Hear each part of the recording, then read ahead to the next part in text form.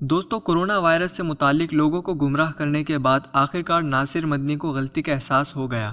Social media پر لوگوں کے نام جاری کیے گئے خصوصی پیغام میں کہا کہ کورونا وائرس خطرناک ہے، حکومت کی بات مانیں اور گھروں تک محدود رہیں۔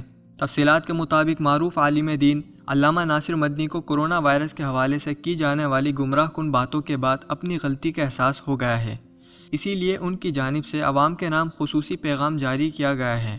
اپنے تازہ ترین پیغام میں ناصر مدنی نے عوام سے اپیل کی ہے کہ کورونا وائرس کے باعث پیدا ہونے والی صورتحال کو سنجیدہ سمجھیں۔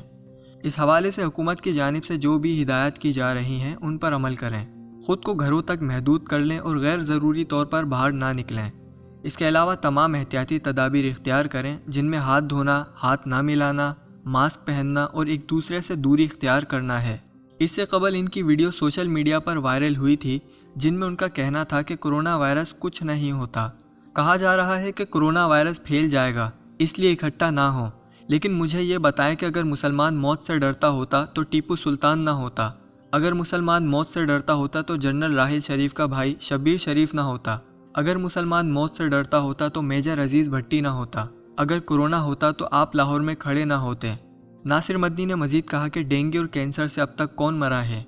ناصر مدنی نے کہا کہ جس نے مرنا ہے اس نے شیشے کے کمرے میں مر جانا ہے، لہٰذا کورونا وائرس کچھ بھی نہیں ہوتا۔